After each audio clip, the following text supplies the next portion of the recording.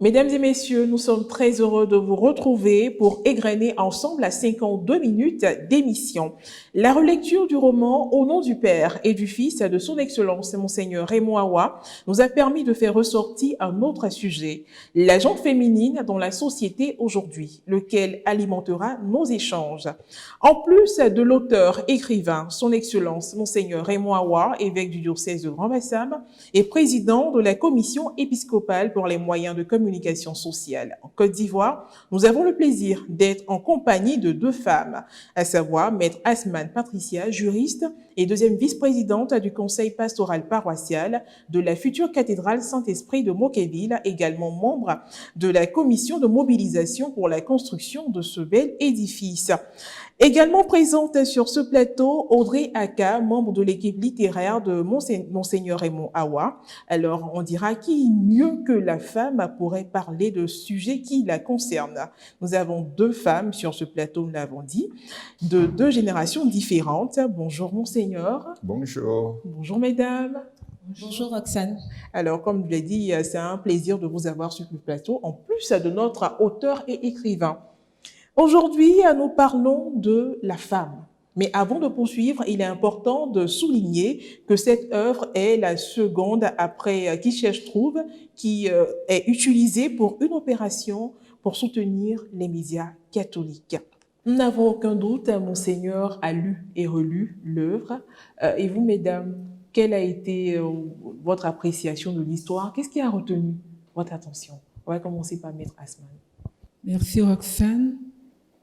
C'est l'histoire racontée qui a retenu mon attention, en ce sens que ce roman nous projette de façon brutale dans la réalité de notre société. Tous les faits décrits dans ce roman, et c'est comme un miroir qui nous renvoie un aspect de cette société et qui nous interpelle.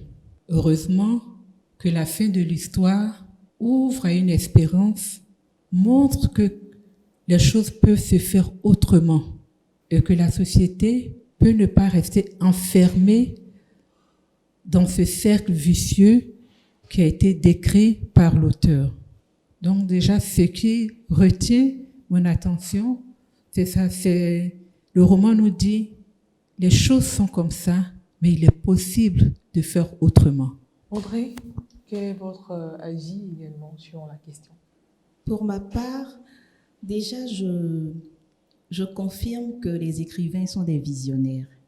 Des visionnaires dans la mesure où Monseigneur a écrit cet ouvrage dans les années 80 et bien que ces pratiques existaient peut-être, je n'en suis pas sûre, bien que ces pratiques existaient, quand l'œuvre paraît, c'est en plein dans le mille, on va dire. C'est d'actualité. Les faits sont d'actualité. Ces phénomènes sont réels dans notre société ivoirienne.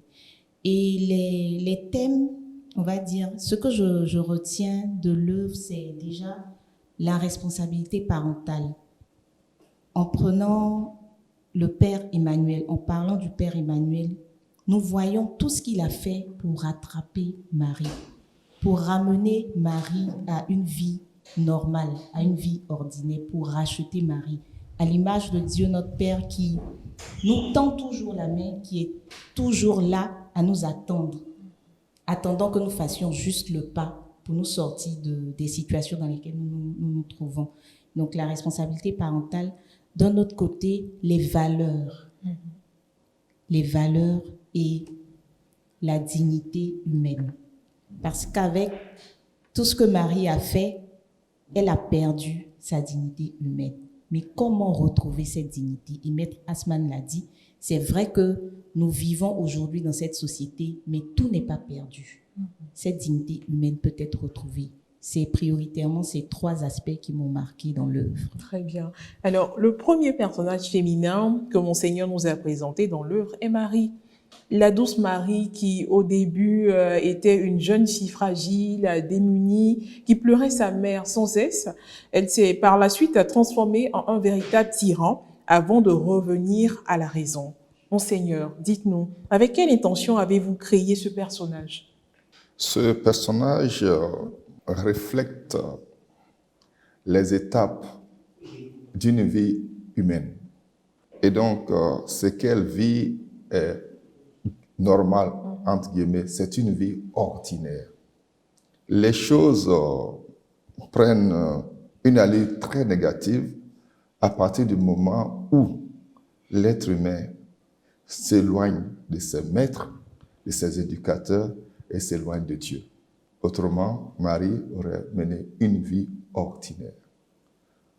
Ce qui fait la différence entre Marie et puis les autres personnes, c'est cet éloignement de Dieu, de ses éducateurs et de ses responsables. Bien. En général, lorsqu'une personne se met à parler de la femme, eh bien, son verbe vire tout de suite à un langage lyrique.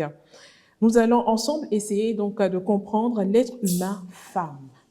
Nous allons bien évidemment commencer par les femmes. Qui est la femme, Maître Asman Patricia? Qui est la femme? Je serais prétentieuse de dire que je détiens la réponse à cette question.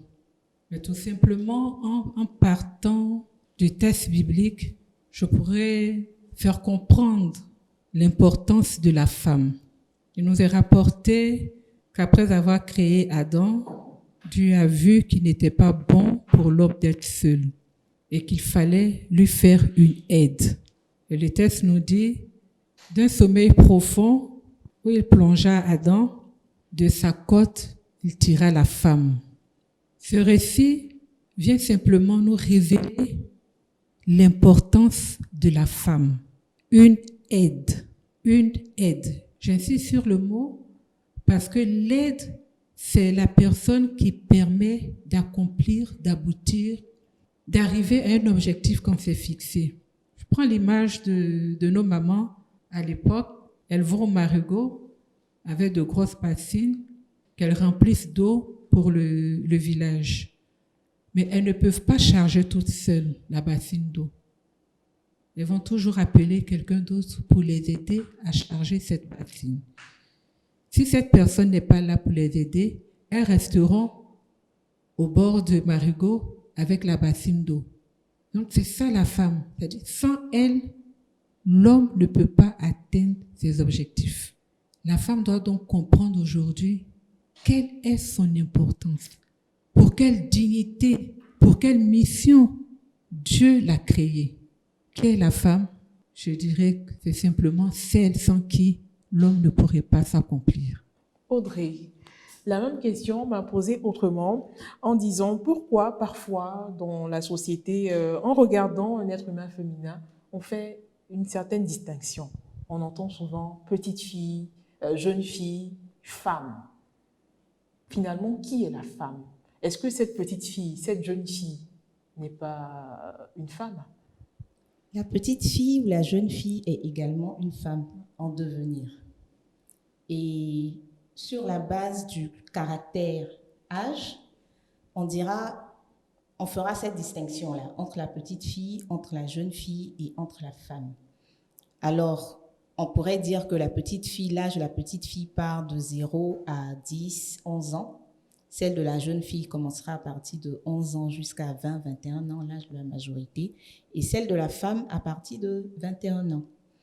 Mais au-delà du caractère âge, il faut dire qu'il y a cet accomplissement-là qui fait dire qu'un être humain de sexe féminin peut être appelé femme. Il y a toutes les valeurs, il y a tout le caractère qui va avec. Alors quand on dit par exemple d'une femme qu'elle est une petite fille, on fait souvent allusion au caprice ou au manque de maturité. De maturité, d'accord. En effet. À un manque de maturité face à certaines situations ou devant la vie de façon générale.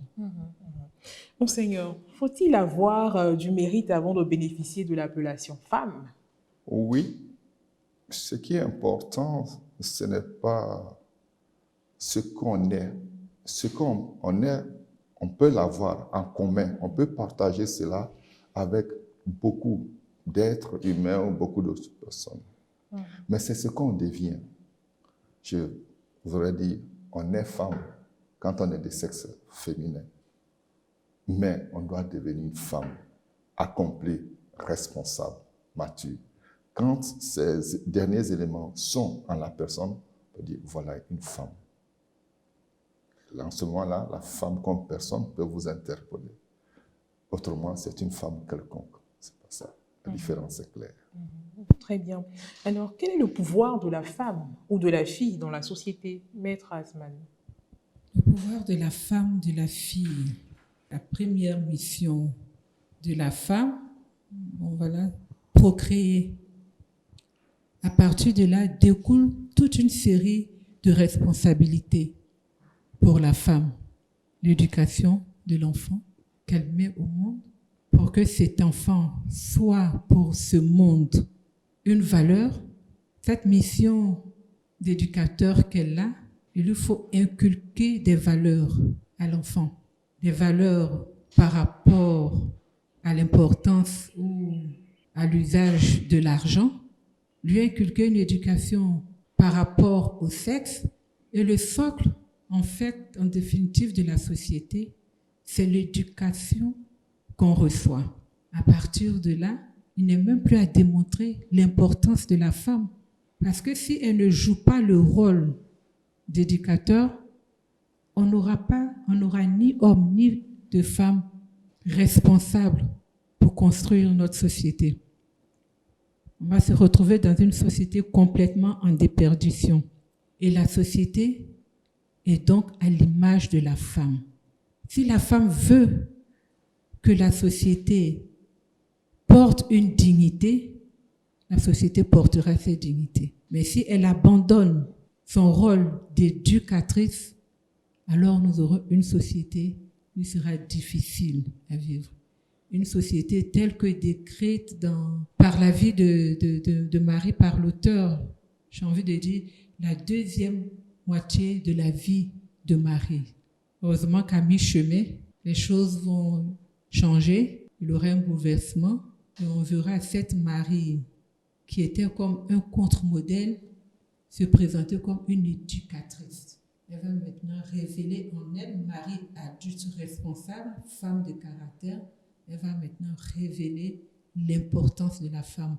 Donc en Marie, on aura donc les étapes, l'auteur l'a dit, de la femme ordinaire qui met une vie tranquille, et puis après cette femme qui va comme tomber dans un gouffre.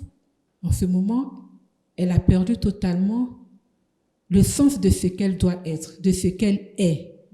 Et ensuite, on verra Marie qui va remonter la pente pour se dresser et jouer et incarner la mission de femme. Alors Audrey, après tout ce que nous venons d'entendre, pensez-vous que les femmes elles-mêmes sont conscientes du pouvoir ou encore des pouvoirs qu'elles détiennent, des valeurs qu'elles incarnent?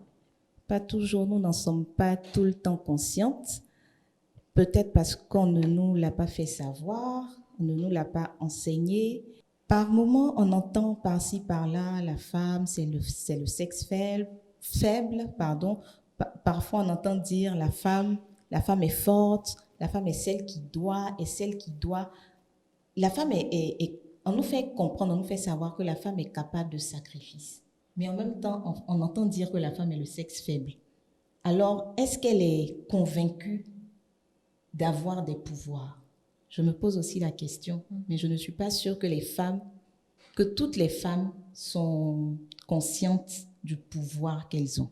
Monseigneur, quelles sont les valeurs que l'on pourrait reconnaître à la femme? C'est une question très intéressante et très profonde.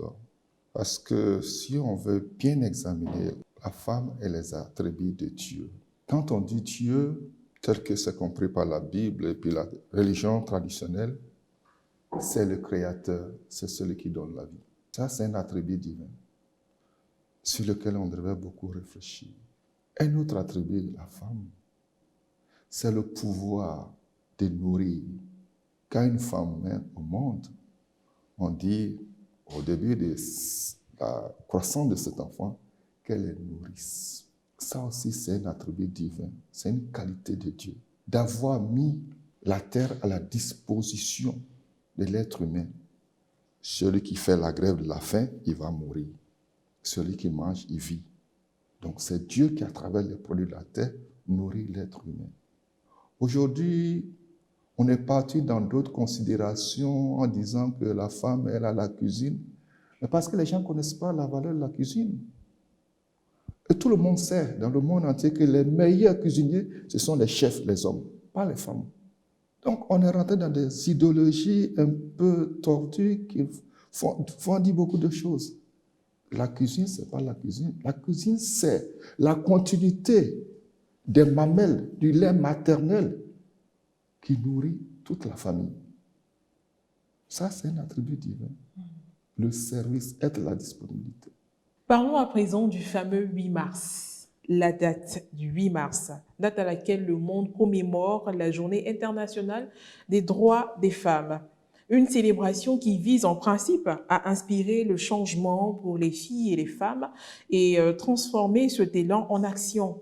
Mais force est de constater que c'est une journée qui se transforme finalement en une journée de défilé pour exposer les meilleurs, les beaux modèles à partir des pagnes qui ont été confectionnées pour l'occasion. Finalement, l'on se demande encore jusqu'à quand les générations de femmes vont comprendre l'importance de cette journée, ce que l'on veut célébrer à travers cette journée. Audrey. Alors, la date du 8 mars est la journée des droits de la femme, pour ce que je sais. La journée des droits de la femme. Alors, qu'est-ce que les femmes revendiquent? Il y a beaucoup d'inégalités, il y a beaucoup de disparités entre, on va prendre par exemple tout simplement l'aspect professionnel. Alors, certains employeurs vous diront qu'ils préfèrent employer des hommes parce qu'avec les hommes, on a 365 jours dans l'année. Avec les hommes, il est sûr d'avoir un homme 365 jours sur 365. Mais avec les femmes, c'est difficile. En prenant les congés de maternité, en prenant les congés annuels, les congés ordinaires, les femmes sont très souvent absentes. C'est peut-être pas de leur fait, de leur faute, mais les femmes sont souvent absentes. Alors, en pensant à la rentabilité, aux revenus, aux bénéfices et tout, les employeurs préfèrent prendre des hommes. Donc déjà là, il y a ces inégalités-là qui existent. Alors la journée internationale des droits de la femme devrait être, pour ma part, une journée au cours de laquelle les femmes mettent en avant ce qu'elles savent faire. Qu'elles fassent ressortir leur savoir-faire, leur savoir-être. Pour moi, la femme n'a pas besoin de démontrer qu'elle est une femme. On sait déjà qu'elle est une femme. On le voit à travers son physique, à travers ses œuvres, à travers tout ce qu'elle fait. Mais cette journée marque en fait la revendication de ses droits. Et c'est à la femme alors de voir au niveau de la société où est-ce que ses droits sont lésés. Au niveau de la société où est-ce qu'il y a beaucoup plus d'inégalités. Et par exemple, Maître Asman est là. Comment est-ce que les associations de femmes peuvent se mettre ensemble pour faire des projets de loi à soumettre pour une amélioration des conditions des femmes? Je pense que c'est ce qu'on attend des femmes à cette date du 8 mars. Maître Asman a bien entendu son nom, donc la balle est dans son camp. D'accord. Donc, la journée du 8 mars a été instituée à partir d'un constat qui a été fait où les droits reconnus, la plupart des droits qui sont reconnus aux hommes de façon naturelle, ne l'étaient pas quand il s'agissait des femmes. Donc, à partir de ce constat, il y a eu de grandes conventions, de grandes conférences qui ont été organisées pour réfléchir sur cette question de la place de la femme dans la société. Donc, au terme de toutes ces conventions, ces commissions qui se sont réunies, de ces rencontres internationales qu'il y a eu, il y a eu la Convention des droits de la femme pour l'élimination de toute discrimination à l'égard des femmes. La substance de cette convention, c'est quoi? La convention prône l'égalité entre l'homme et la femme au niveau du travail. On a constaté que la femme qui exerce le même métier que l'homme ne percevait pas le même salaire que l'homme. Donc, il fallait lutter contre cette inégalité. Donc, droit à avoir le même salaire qu'un homme. Les femmes, dans certains pays, dans certaines contrées, n'avaient pas le droit de vote. Il a fallu, par les conventions, reconnaître à la femme le droit de voter, mais surtout le droit d'être élue. Parce qu'elle ne peut pas se contenter d'aller voter et puis ne pas être elle-même au cœur de l'action, c'est-à-dire se faire voter pour apporter sa pierre dans la construction de la société. Elle a lutté pour qu'elle ait le droit d'accès à la propriété foncière. Parce que dans certains pays, la femme ne pouvait pas acquérir des terres. Donc, il fallait briser cette inégalité-là. Donc, la femme a le droit d'accéder à la propriété foncière. Elle a lui reconnaît le droit de consentir ou non à un mariage. Parce qu'effectivement, on connaît l'histoire des mariages forcés. On a dit que la femme était libre de donner son consentement. Le droit aussi a été reconnu à la femme de se défaire d'un mariage si elle n'en voulait pas. Parce que ce droit, dans certains pays, n'était pas reconnu, ou dans certaines cultures, n'était pas reconnu à la femme. Une fois qu'on vous mariait, l'homme pouvait vous répudier, mais la femme ne pouvait jamais prendre ses bagages pour retourner chez elle. C'est son père qui allait, avec un bâton, la ramener chez son époux. Donc, on lui reconnaît ce droit-là de dire non, de mettre fin à une situation qu'elle estime ne plus pouvoir supporter. C'est sur le plan purement juridique. Et ces conventions ont donc égrené un certain nombre de droits en faveur de la femme. Alors, il a fallu une journée qui est partie d'un certain nombre d'actions menées par certaines femmes en Angleterre et aux États-Unis, en Allemagne, et finalement, les femmes se sont dit, mais au lieu de faire des célébrations disparates, éclatées, avec l'ONU, il y a une journée qui a été décrétée, Journée internationale des droits de la femme, pas Journée de la femme, Journée internationale des droits de la femme, qui est le 8 mars. Et pour moi, cette journée devait être l'occasion de faire le bilan. Chaque femme dans un pays donné, pour dire, OK, voici ce que la Convention pour l'élimination de toute forme de discrimination à l'égard des femmes dit. Dans ma législation nationale, est-ce que ces droits reconnus dans la Convention ont été transposés dans le droit national? Il faut faire ce point-là, ce bilan. On reconnaît à la femme le droit de voter et le droit d'être votée. Mais est-ce que les lois qui gouvernent le pays dans lequel je suis me permettent, moi, en tant que femme, de me présenter à une élection? On fait le bilan. Si ce n'est pas le cas, on fait des actions et on demande aux autorités compétentes de transposer les droits reconnus aux femmes par cette convention dans le droit national. Je vais vous expliquer quelque chose.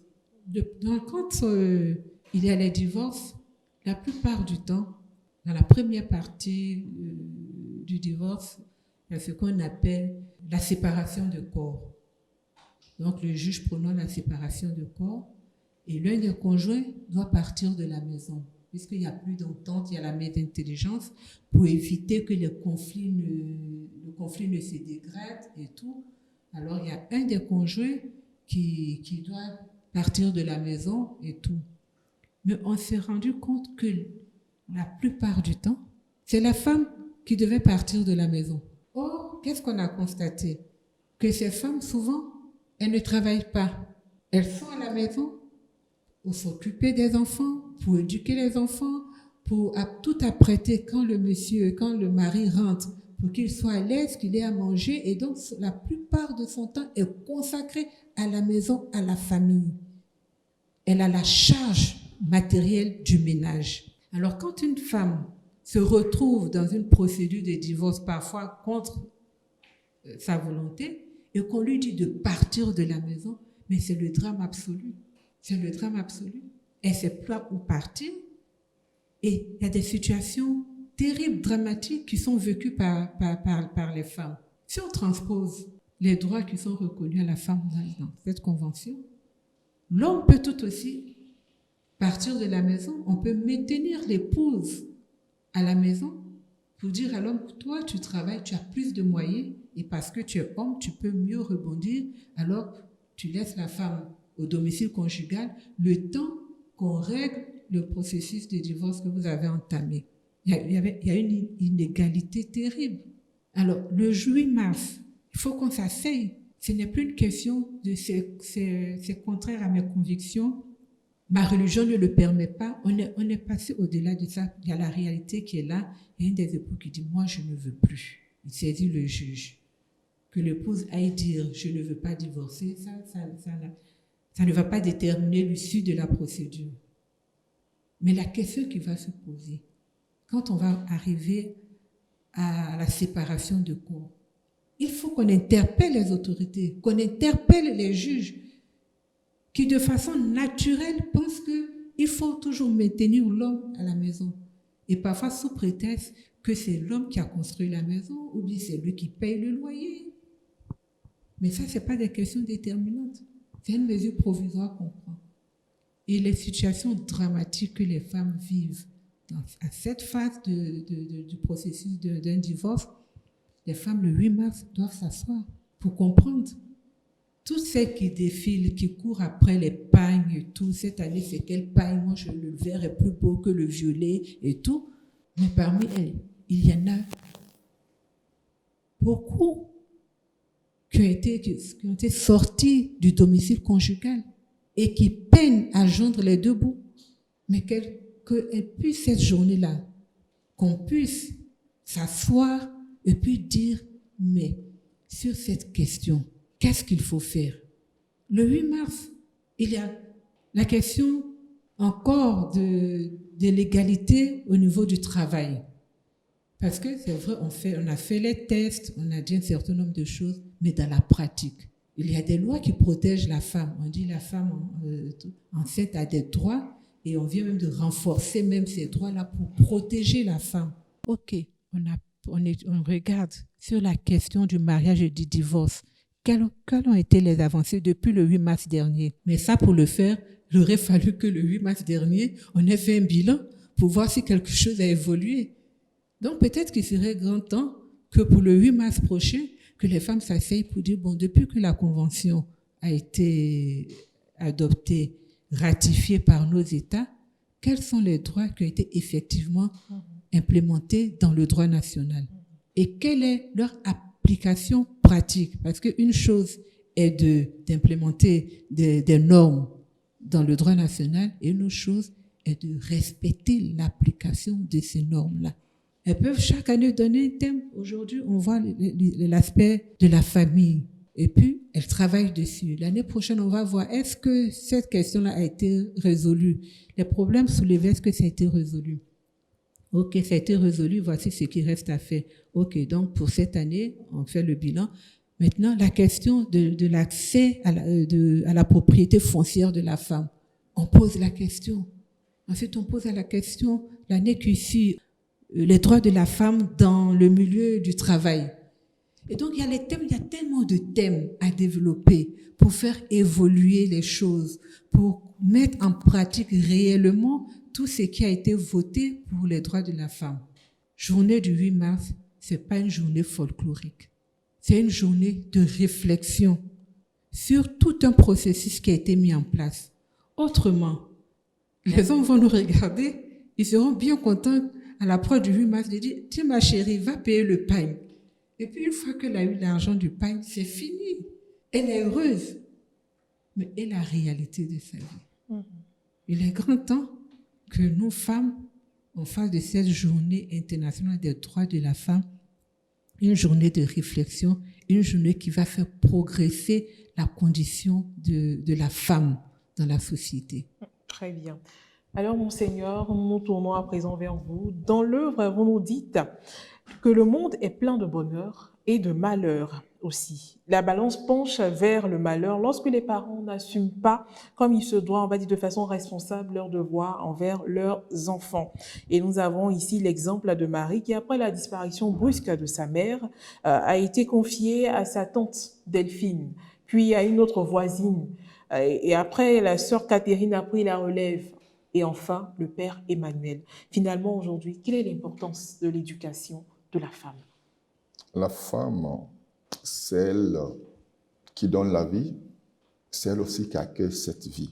Et quand la vie se développe, disons que la femme est le premier tuteur de l'enfant. Je dis tuteur pour prendre le cas d'une plante. Si le tuteur est tordu, vous voyez que dans sa croissance, la plante va se tordre. Donc, voilà la responsabilité de la femme. Apprendre à manger, apprendre à marcher, apprendre à se moucher, apprendre à parler. Tout cela, nous le devons aux femmes. Très bien. Maintenant, il n'y a pas de modèle devant. Cette plante dont j'ai parlé en image là, va se comporter comme une liane. La liane, elle cherche son parcours comme ça, de façon tordue, en cherchant le soleil. Donc, quand il n'y a pas de parents, il n'y a pas de modèle fixe, le reste là est difficile à rattraper. Ça a été le cas de Marie. C'est ce que je peux dire. Alors, nous avons une citation qui dit « Mariage. Éduquer une femme, c'est éduquer tout un peuple ». Comment doit se faire l'éducation de la femme? Alors, la femme est celle qui donne la vie. Mon Seigneur a dit, elle accueille cette vie-là et elle aide cette vie à progresser. Elle est à toutes les étapes de la vie d'une personne, d'un être humain. Alors, il faut que la femme elle-même soit dotée de certaines valeurs, de certaines capacités. Et Maître Asman, tout à l'heure dans son développement aussi, a dit, les femmes sont celles-là qui tiennent la maison, qui ont la gestion matérielle du foyer ou de la famille. Éduquer une femme renvoie à beaucoup de choses. Aussi bien sur le plan physique, corporel, donc tout ce qu'il y a comme hygiène. Éduquer une femme, c'est la propreté. Éduquer une femme, c'est la cuisine. Éduquer une femme, c'est des valeurs. La bienveillance, la patience, le courage. Éduquer une femme, c'est également spirituel. Parce que porter la vie et donner cette vie, il y a un aspect spirituel qui s'en dégage. Alors, c'est vraiment un tout, c'est vraiment un ensemble de beaucoup de choses pour que la femme soit un modèle dans notre société. Il faut que les parents jouent leur rôle à plein temps. Et j'aime bien le père Emmanuel, je l'ai dit à l'entame de mon propos, au début de cette émission. Le père Emmanuel, avec toutes les dérives de Marie, ne s'est pas découragé. Il ne s'est pas dit, bien que ce ne soit pas sa fille biologique, il ne s'est pas dit, j'ai tout fait, elle ne veut pas écouter, qu'elle fasse ce qu'elle veut. À aucun moment, cela n'est ressorti dans le roman. Le père Emmanuel a usé de tact. Il a été patient. Il a recherché Marie qui le fuyait. C'est lui le père, donc c'est l'autorité. Mais il n'a pas renoncé à son rôle de père. Il ne s'est pas détourné de ses responsabilités. Il est allé jusqu'au bout et le résultat est là. Il est du devoir de parents, oui, de poursuivre l'éducation des enfants jusqu'à leur thème, jusqu'à leur achèvement. Alors, quand s'arrête le rôle des parents dans l'éducation des enfants? Maître Asman. Je ne sais pas si le rôle des parents s'arrête un jour. Parce que vraiment, quel que soit son âge, quand le parent est là, il a toujours un rôle à jouer. Peut-être pas comme quand l'enfant avait 4, 5 ans, 20 ans et autres, mais je ne pense pas objectivement que le rôle d'un parent, le rôle d'éducateur d'un parent s'arrête un jour. C'est même pas possible. Parce que le parent qui met son enfant au monde, le voit grandir, il met tout en œuvre pour que cet être qui est né là soit, comme on dit habituellement, soit devienne quelqu'un et tout. Mais quand cet être est devenu quelqu'un, le parent se sent toujours en responsabilité de suivre cet enfant qui est devenu quelqu'un pour qu'il demeure quelqu'un. En prodiguant des conseils comme ça, voilà. par exemple. Prodiguant les conseils.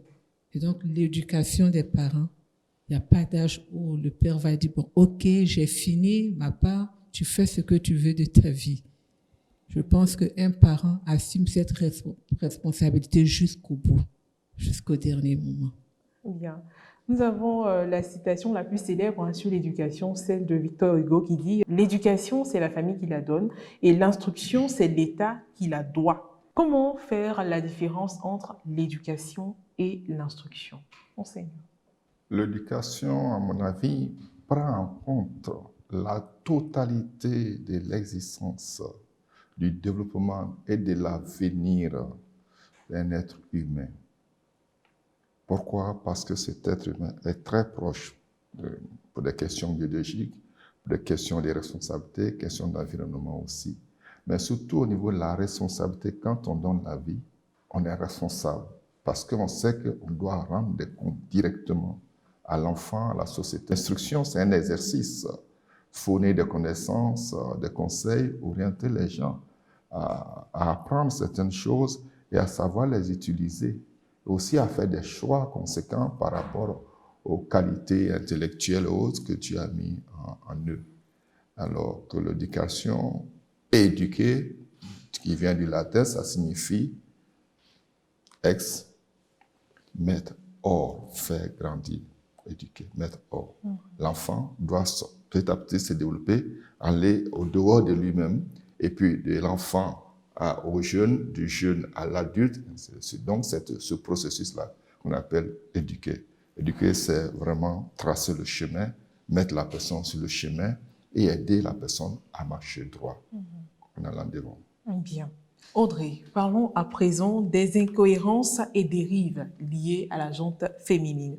Alors, dans l'œuvre Au nom du Père et du Fils, nous avons pu retenir certaines dérives et aussi incohérences au niveau de notre personnage principal, Marie. Au niveau donc des incohérences, on a pu souligner l'insolence et aussi la manigance, les dérives, on va dire la prostitution et tout ça. Il n'y a pas que ces dérives-là. Qu'est-ce que nous pouvons encore citer comme dérives qui se relient à la gente féminine? Tu as cité les principales. Donc, la prostitution, le gain facile, aujourd'hui, c'est monnaie courante dans notre société. Et il y a moins d'un trimestre, il y a eu un phénomène qui a fait le buzz, on va dire, ici en Côte d'Ivoire. C'est déplorable, mais je retourne toujours aux parents. C'est vrai que le parent peut faire tout ce qui est de son pouvoir pour donner une bonne éducation. Mon Seigneur l'a dit, tracer le bon chemin, le droit chemin et mettre l'enfant sur ce chemin qui peut aller à la dérive. Mais que faire? Est-ce que tous les parents tracent ce chemin-là pour leurs enfants? C'est la question que je me pose. Aujourd'hui, il faut le dire, les parents ont jeté l'éponge. Les parents ont jeté l'éponge et nous sommes en face de phénomènes assez dramatiques, mais nous ne nous en rendons même pas compte. Tout simplement, nous entrons dans une famille, vous entrez dans une famille et, comme on le dit souvent, une jeune fille en classe de 3e ou en classe de seconde avec des parents, on va dire de conditions modestes, qui tient un téléphone qui coûte 800 000 francs. À votre avis, où est-ce qu'elle a eu ce téléphone? Comment est-ce qu'elle a eu ce téléphone? Et pourquoi, à son âge et à son niveau scolaire, elle doit avoir un tel téléphone? Donc, il y a beaucoup de facteurs qui rentrent en ligne de compte. Tout ce qu'on nous présente dans les médias, l'ouverture au monde à travers les réseaux sociaux, tout ça a de l'influence sur l'éducation des enfants. Dans le passé, il n'y avait pas autant d'ouverture. Alors, il n'y a que la maison, il n'y a que la famille, il y a les tontons et tout. C'est vrai qu'on voit d'autres choses dehors, mais ce n'était pas aussi poussé que ça. Mais aujourd'hui, devant cette ouverture qu'on ne peut même pas maîtriser, que faire pour maintenir les jeunes ou les enfants sur le droit chemin? La question reste posée. Ensemble, nous allons trouver des réponses. Des réponses, ça, c'est ok. clair. Ensemble, Avant la fin de cette émission. Trouver des réponses, pas de problème. Alors, en prenant le cas de Marie, vous voyez que l'enfance de Marie, l'adolescence de Marie a été plus ou moins bouleversée par l'absence de ses parents. Dans le roman, le père de Marie n'est pas cité. Donc, est-ce que Marie a connu son père? On ne sait pas. Sa mère n'était pas présente parce qu'elle était commerçante et elle allait souvent en voyage pour subvenir aux besoins de sa fille ou à ses besoins personnels. Donc, il y a cette absence-là qui a peut-être causé des troubles, un bouleversement, qui a quand même joué sur le développement de Marie. Donc, moi, je m'adresse encore aux parents. La présence des parents est importante dans le processus, dans le développement, dans la croissance d'un enfant. À côté de cela, Marie a eu un père adoptif qui s'est occupé d'elle, qui subvenait à ses besoins pour ses études, qui lui payait la scolarité et tout. Mais étant enfant seul, en griffe, ayant grandi seul ou ayant grandi par-ci, par-là, auprès des religieuses, auprès d'une tante et tout, Marie, peut-être que dans le fond, n'avait pas de mauvaises intentions. Ma mère n'est pas là. Je suis à la charge d'autres personnes. Comment faire? Que faire pour être financièrement indépendante, pour ne plus être à la charge, pour pouvoir prendre soin de moi? Et Dieu aidant, elle trouve un stage dans une entreprise. Ça part de là. Ce n'est pas mauvais en soi. Et à ce niveau, je voudrais aussi qu'on fasse la différence entre le travail et l'emploi. Le travail, c'est une valeur. Et c'est une valeur qu'on doit inculquer aux enfants dès le bas âge. Dès le bas âge, il faut travailler. À la maison, tout ce qu'on fait, c'est du travail, on va dire ça comme ça, les tâches ménagères, tout. Nous sommes en train de travailler. Ce n'est pas rémunéré, mais nous apprenons à travailler. Et comme on le dit, quand ça rentre dans tes habitudes, mais tu grandis avec. Quand tu ne l'as pas appris, bien, devant, ça rattrape. Alors Marie commence à travailler et elle commence à toucher l'argent, elle est indépendante, elle peut quand même se faire des achats, elle n'a plus besoin d'appeler le Père Emmanuel pour ceci ou pour cela. Mais si Marie avait reçu cette éducation ou ces valeurs-là, cela aurait pu l'aider, ces valeurs auraient pu aider Marie à progresser sur cette voie, mais en gardant sa dignité. Je pense qu'il y a quelque chose qui a manqué et c'est ce qui a fait que Marie a dévié. Il ne faut pas que les jeunes je veux dire, il n'y a rien de facile. Il n'y a rien de facile. Il n'y a rien de facile et il faut s'armer de courage. Il faut suivre le chemin normal pour arriver au but qu'on veut atteindre, pour atteindre sa vision ou ses rêves et tout. Il faut suivre le bon exemple. Et je pense que les parents sont les premiers à donner ces exemples-là aux enfants. Maître Asman, nous allons à présent aborder un autre aspect on va dire, les femmes dans la société. Dans cette société-là, nous avons des cas particuliers. Nous prenons l'exemple des domestiques et aussi des détenus, des femmes détenues. Elles font partie de la société. Alors, l'extrait de la visite du Père Emmanuel au domicile, on va dire à la résidence de Marie, nous a permis de voir Patricia, on va dire l'aide ménagère de Marie, qui vraiment présentait l'image d'une jeune femme qui était, on va dire quelque part, un peu oppressée, craintive, face aux remontrances de sa maîtresse à chaque fois. Et tout ça, cela nous emmène à parler un peu du traitement des domestiques aujourd'hui. Comment ce traitement doit-il se faire? Surtout que, quelquefois, une partie de l'éducation des enfants de parents occupés revient à ces personnes-là. D'accord. Concernant le personnel de maison, les filles de maison et tout, ce qu'il nous faut comprendre, c'est que quand on prend les filles à la maison pour venir être une aide pour l'entretien de la maison, pour la surveillance des enfants, il faut qu'on comprenne que nous sommes dans une relation de travail. À l'époque, on fait venir une cousine du village, en tout cas quelqu'un de la parenté, de la famille qui vient de façon bénévole aider. Mais aujourd'hui, ce n'est pas le cas. Les jeunes filles que nous prenons dans nos maisons, il n'y a pas de lien de parenté, de lien de famille et tout. Donc, elles sont là dans une relation de travail. Et la première des choses à comprendre, si nous sommes dans une relation de travail, en tant que travailleurs, ces filles ont des droits qu'il nous faut respecter. Tout comme nous-mêmes, quand nous partons au travail, on demande qu'on respecte nos droits, mais chez nous à la maison, les personnes que nous employons, nous devons respecter leurs droits. C'est-à-dire, au-delà de la question de la femme et tout, il y a cette question-là, du droit de ces personnes qui sont avec nous au quotidien. Il faut qu'on puisse comprendre que ce sont des personnes qui ont des droits. Maintenant, Concernant les détenus. Voilà. Les détenus également, les femmes détenues, un détenu a des droits. C'est pas parce qu'on a été condamné, emprisonné qu'on n'a plus de droits.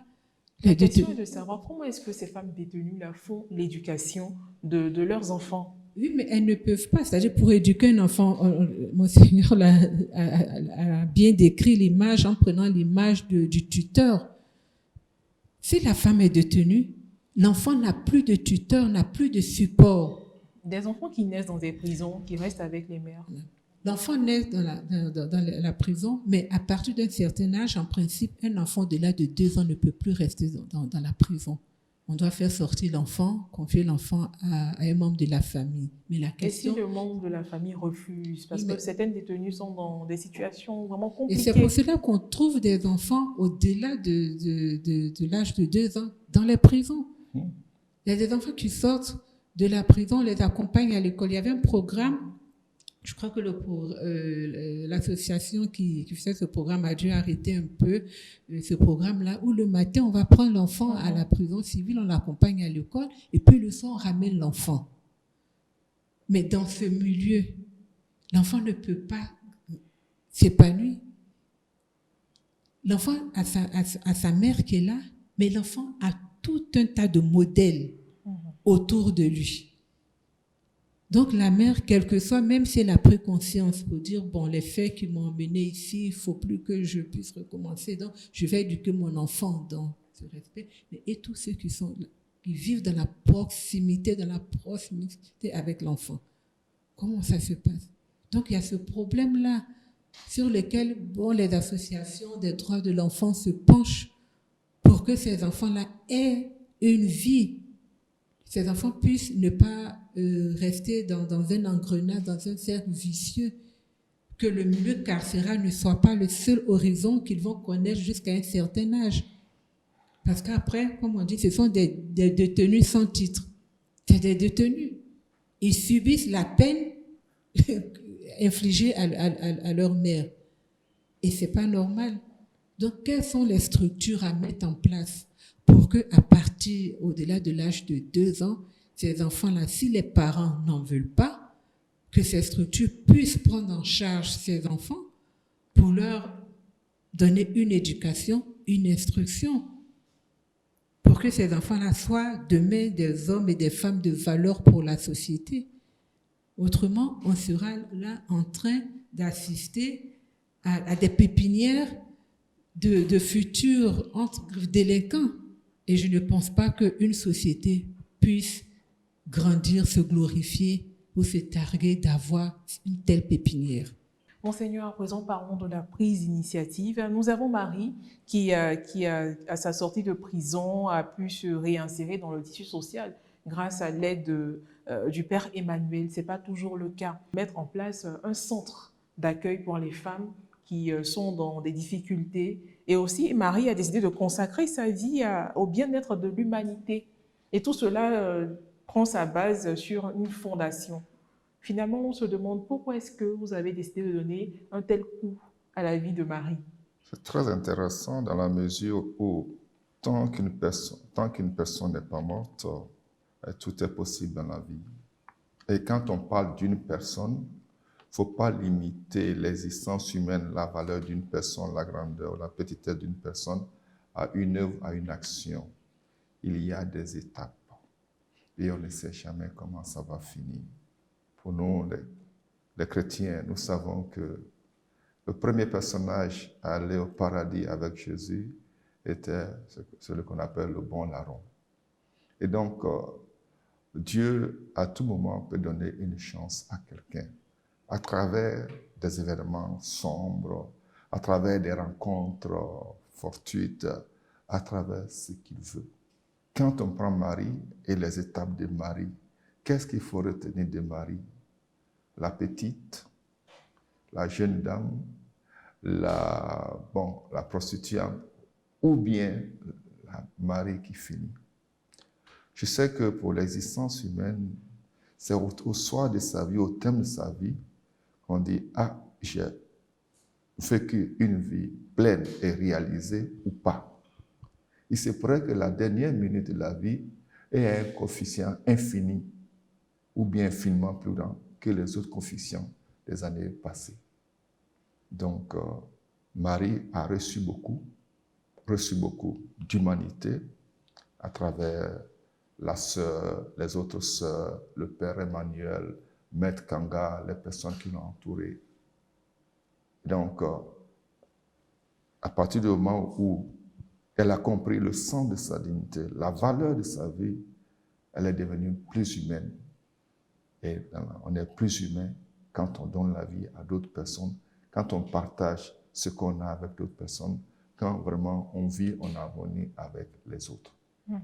C'est au soir de sa vie que Marie a compris cela et elle a vécu vraiment en plénitude.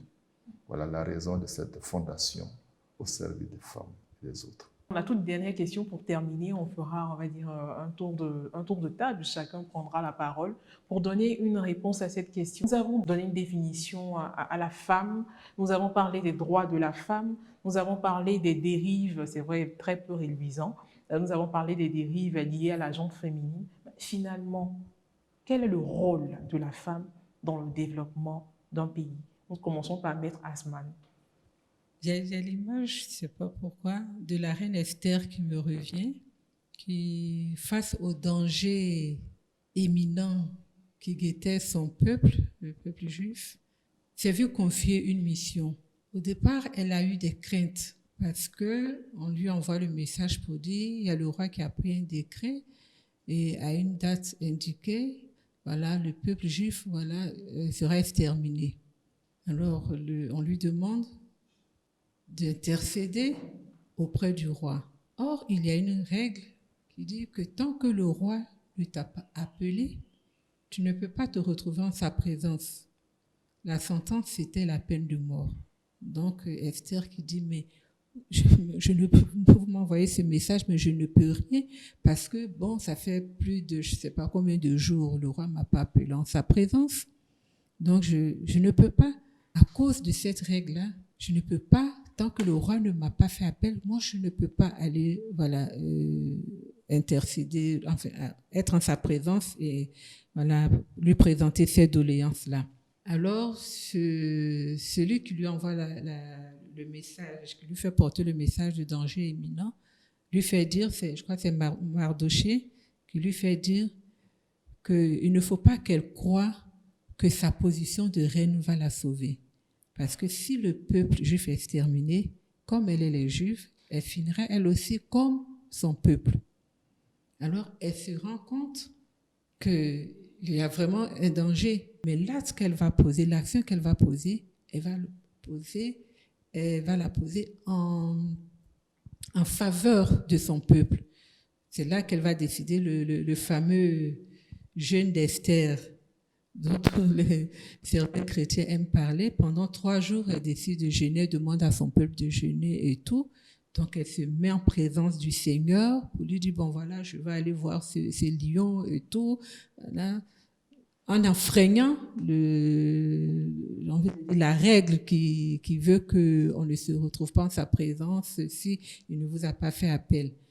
Dans une colère terrible. Et elle, aussitôt, voyant cette grande colère-là, elle a une défaillance, elle s'évanouit et tout, et ça ramollit le cœur du roi, qui finit par la rassurer pour dire ne t'en fais pas. Cette règle qui dit que je mettrai à mort toute personne qui viendra à ma présence sans y avoir été invitée, ça ne te concerne pas. Elle finit par obtenir que son peuple ne soit pas exterminé. Le roi dit, le décret que j'ai pris pour qu'on extermine, c'est un décret sur lequel je ne peux pas revenir. Mais il prend un autre décret et il autorise les Juifs à se défendre le jour qui avait été indiqué pour qu'il soit mis à mort par les gens. Il faut dire que la femme, elle a une mission libératrice, à quelque niveau que ce soit. Je suis partie peut-être loin pour ma religion, mais on peut rester sur nos bords ici et puis poser simplement le regard sur les femmes qui ont fait la marche sur Bassam en 1949. Ça doit nous interpeller aujourd'hui. Quelle que soit la tranche d'âge, notre tranche d'âge, ça doit nous interpeller. La femme doit retenir qu'elle a une mission libératrice. je pense que c'est à cette condition-là qu'elle pourra, voilà, apporter quelque chose à la société. C'est à cette condition qu'on pourrait avoir une société de valeurs. Audrey, quel est le rôle de la femme, on va dire, dans le développement de la société?